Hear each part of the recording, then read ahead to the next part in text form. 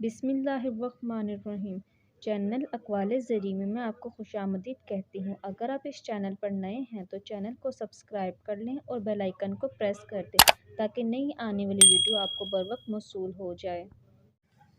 نعمتیں اور خوش بختی اس وقت حقیقی ہیں جب انسان ان کو اپنی کوشش و اہلیت کی بنا پر حاصل کیا ہو، بغیر محنت و استحقاق کے۔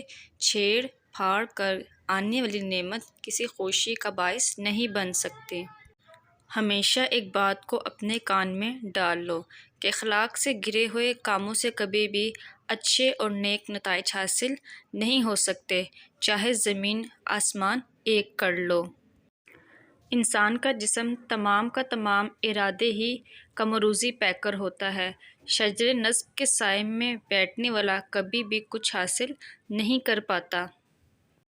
جو بندہ اوپر نہیں دیکھتا اور نیچے دیکھنے پر مجبور ہے اور جس کی ہمت بلند نہیں، اس کے مقدر میں صرف اور صرف محرومی ہے۔ یہ اصول زندگی ہے۔ دنیا میں بڑے اور چھوٹے، کمزور اور طاقتور، مشہور اور گمنام انسانوں میں صرف ایک ہی چیز کا فرق ہے اور وہ ہے قوت ارادی۔ جو ہمیشہ کسی نہ کسی چیز کا یا بات کا محتاج رہتا ہے یا کسی دوسرے پر منحصر رہتا ہے، وہ کبھی دنیا میں دولت نہیں کما سکتا۔ جو بندہ مہلک غلطی کر کے سیکھتا نہیں، وہ زندگی میں کوئی کمال نہیں کر سکتا اور نہ ترقی کر سکتا ہے۔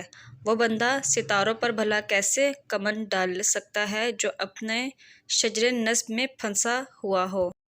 جسے اس کے اعمال پیچھے ہٹا دیں، اسے حسب نصب آگے کسی صورت نہیں بڑھا سکتا۔ عمل اس وقت تک اندھیرے میں گھومتا پھرے گا جب تک اسے راستے کو انقلابی نظریہ روشن نہ کرے۔ دانہ پودے میں اس وقت تک تبدیل نہ ہوگا جب تک خود نہ مر جائے۔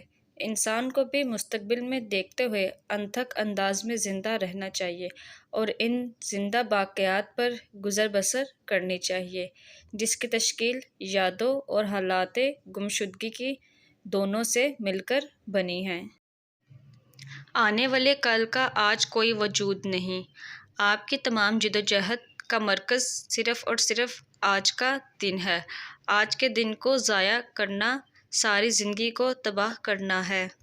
انسانیت کی بنیاد اخلاق پر قائم ہے اور اخلاق کی بنیاد رحم دلی اور رحم دلی کی بنیاد تعلیم پر۔ تعلیم خودداری کا سبق پڑھاتی ہے اور خودداری بیداری کی حالت پیدا کرتی ہے۔ لہسن اور گڑ کا ایک ٹکڑا نہانے سے پہلے کھا لیا کرو، 1 مہینے میں 40 کلو وزن کم ہو جائے گا۔ تحصیل علم میں شرم کرنا بے وقوفی ہے، خواہ وہ کہیں سے بھی حاصل ہو۔ علم وہی دریافا اور مستقل کہلاتا ہے جو اپنی کوشش اور تجربہ سے حاصل ہو۔ انسان علم کا بہت زیادہ بوجھ اٹھانے کے باوجود خود کو پھول کی طرح ہلکا محسوس کرتا ہے۔ جس شخص کو علم معاصی اور فواحش سے باز نہ رکھا، اس سے زیادہ بدبخت اور ضیاء کار کوئی نہ ہوگا۔